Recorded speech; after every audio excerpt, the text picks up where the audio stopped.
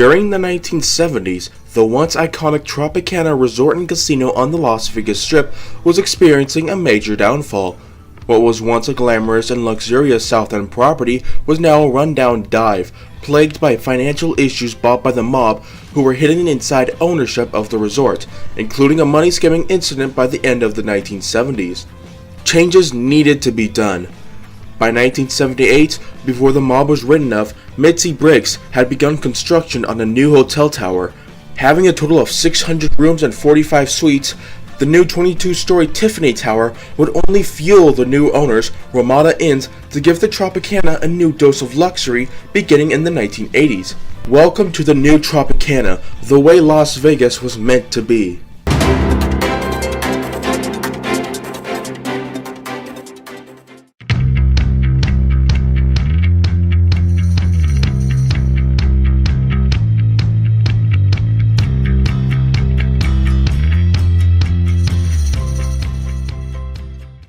The new Tropicana completely changed the look of what the resort and casino used to be.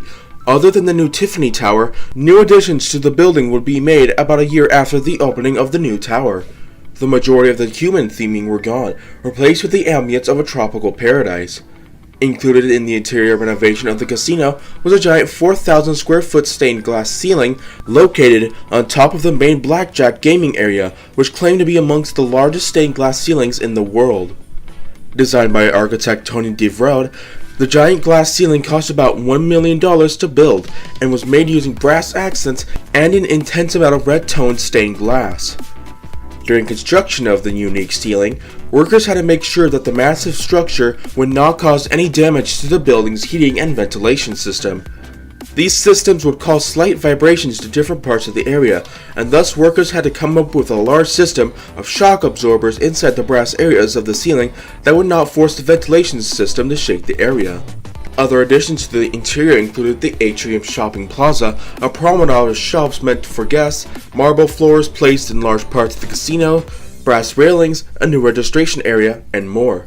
Outside, the Tiffany Tower included a quote-unquote neon waterfall on the side that included 3 columns of neon bulbs that raced down from the top to the bottom of the tower, simulating the look of a waterfall. A new prismatic facade was put into place, designed by Jack Du Bois of Ad Art, meant to fit in with the rest of the Tiffany Tower's look. Signage of the original Tropicana was removed, replaced with new neon signage with the logo also designed by Jack Du Bois. The majority of the original structure and shows still remain during this time, including Folies Bergère, which is now updated to feature famous celebrities including Lance Burton, and especially the scalloped Olympic-sized pool and scenic lawns. However, that would be short-lived, as in 1983, Ramada would announce that they would expand the hotel and casino once again. This time, the biggest expansion the Tropicana would ever see on the Las Vegas Strip. Dubbed the Island of Vegas, this would have been a $55 million expansion planned to be complete by 1986 that would see a new 805-room, 22-story tower, adding the room count up to 1,875. There were also new restaurants, an expanded casino, more convention space, more additions to the tropical theming, and to top it all off, a 5-acre water park located smack dab in the middle of the resort, offering 3 swimming pools, waterfalls, slides, the first year-round pool in Las Vegas history, and much more. Groundbreaking of the expansion took place in 1985, with the Tropicana's original pool and lawns being completely demolished. A new tower, named the Island Tower, was constructed on the other side of the property in 1986. The tower was 22 floors tall and contained 806 rooms and suites. Along with that, a large sky bridge hung over the water parks and connected the Island Tower to the Tiffany Tower, with huge windows across each side giving guests a view of the pools and scenic areas. The new renovations and expansions so far were a huge success for the Tropicana.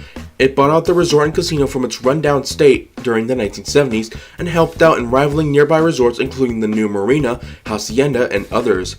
In 1989, the Ramada Corporation, who of course owned Ramada's Inn, created a spin-off company known as the Astar Corporation. If you've seen my past casino history video on the Tropicana Laughlin, then you might know what happens next. The new corporation would be based solely on Ramada's casinos. The Astar Corporation would include the Tropicana in Las Vegas as part of their lineup in casinos, along with the one in Laughlin and Atlantic City. As new ownership was complete, 3 new immaculate resorts would be built. Steve Wynn's Mirage, Circus Enterprises Excalibur, and Marno Corral's Rio, just a mile off the Las Vegas Strip. The nearby marina, located just across the Tropicana, would close in 1991 to merge with the upcoming new MGM Grand. Along with that, the Tropicana Golf Course and Country Club would also be bought out and completely demolished to make way for the rest of the new resort project. These new casino projects caused heavy competition for the other and older casinos on the Las Vegas Strip. One of the many aspects of these new resorts that made them so successful were their extreme heavy theming, family-friendly entertainment at a low cost, and attractions that were much more unique and interesting when compared to the older hotels. For this, the Tropicana began adding more unique theming to the casino, along with many new attractions. To begin, they began adding a Polynesian-themed exterior to parts of the resorts, including fake huts and houses along the sides of the building. 2 35-foot tiki statues were built along the grassy entrances to the Tropicana. These 2 statues had eyes that would glow during the night, changing different colors at certain periods of the night. Other than that, even the porte cochere that the hotel had since the beginning of the 1980s were repainted to fit in with the new theming. The island of Las Vegas, aka the Tropicana's water park, would receive a new attraction, Laser Mania, a laser light show that debuted during the late 1980s and would be shown every night. In 1993, the resort would also receive its own habitat. Named the Wildlife Walk, it included 9 small habitats located inside of the sky bridge in the middle of the water park that included various species of birds, including cockatoos, parrots, and more.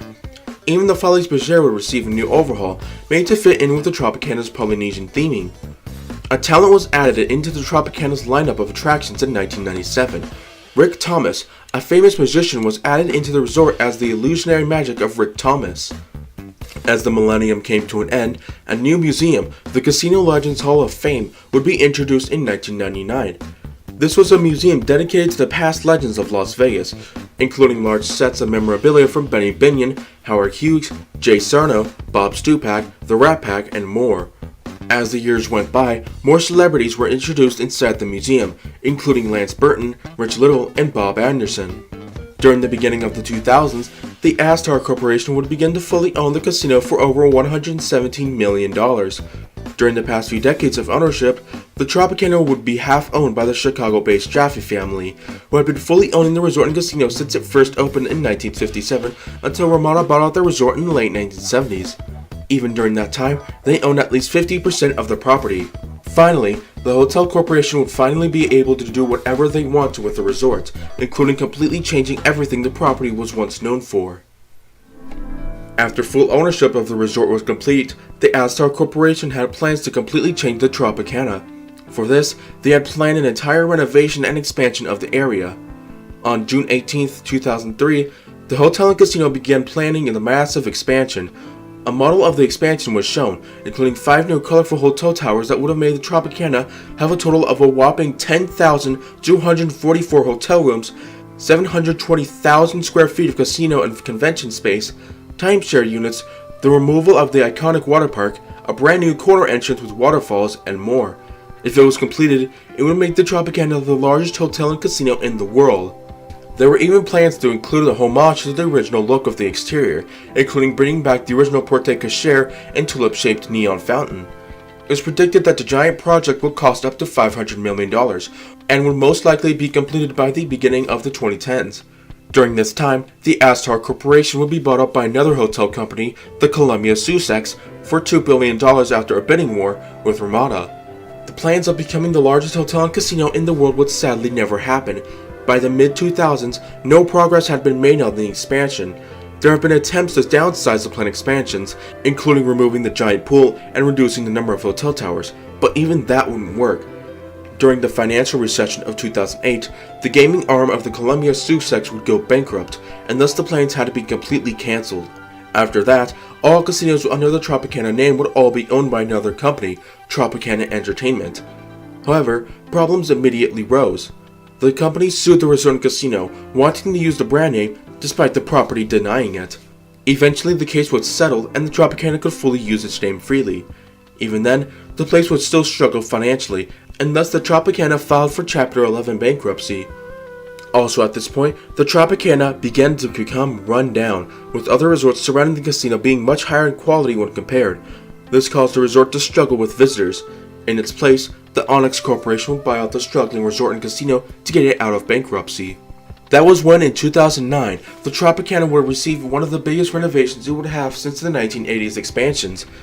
With a predicted cost of $165 million, the new facelift would give the Tropicana what I call the re-theming, because it technically doesn't count as a de-theming because it's supposed to have a new theme, so it counts as a theme. Apocalypse. Included in the renovation was giving the Tropicana a South Beach theme, removing the entirety of the resort's prismatic facade and signage. The hotel towers would be whited out, removing the neon signage and waterfall. Each tower would have a new name. The Tiffany Tower was now the Club Tower, and the Island Tower was now the Paradise Tower. The pool, no longer named the Island of Las Vegas, would also be renovated to fit in with the trendy feel. Inside, the casino would be given a complete makeover, including changing the design of the iconic stained glass ceiling in the blackjack area. The lobby and restaurants would completely change as well, along with most of the hotel rooms being upgraded, except for a few hundred. You see, a wing of hotel rooms that were added in the 1960s, named the Garden Rooms, had been horrifically outdated and neglected by the hotel by the time the renovation had begun. Thus, the wing had to be imploded on November 8, 2010 at 2:30 a.m.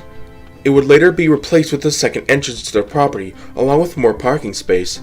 This was the first time the Tropicana had to ever remove a part of their hotel, mainly for renovation. Another piece of the Tropicana, the cellar, had to also be demolished to make way for a small nightclub. After 50 years of producing and directing inside of the Tropicana, the hotel and casino announced in 2009 that it would be permanently closing its doors on the show. The once famous show that made the Tropicana famous in the first place was done for. One of the reasons on why it was closing was due to the economic recession of 2008. During the time, the show was not able to receive its funds, and thus it was never able to keep up with production. On March 28, 2009, the final dance took place, and after half a century, the show was over. Even as Vegas shows constantly change throughout the years, visitors, locals, and tourists will never forget this fabulous show.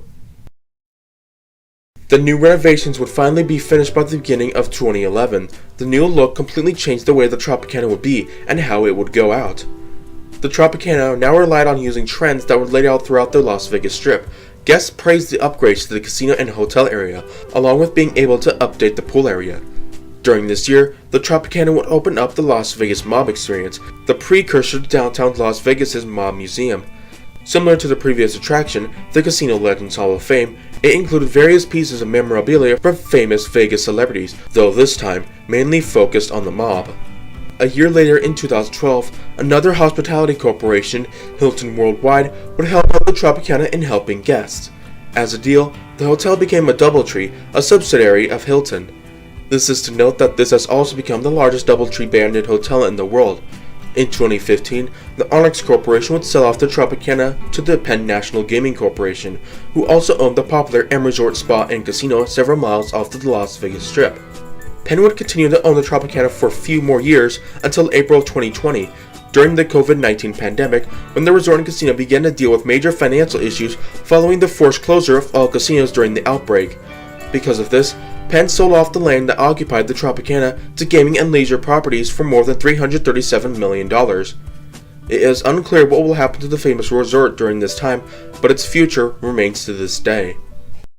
Throughout its lifetime, the Tropicana has served as a beacon in Las Vegas history. Being the only casino from the 1950s to not be imploded, it is clear that this resort and casino has been able to keep up with the time. It has practically survived almost every single period of Las Vegas history, from the mob run era, the early corporate era, the family friendly era, all the way up to the trendy era. It's pretty safe to say that whether you like it or not, the Tropicana has helped preserve the history of Las Vegas through its look and colorful past.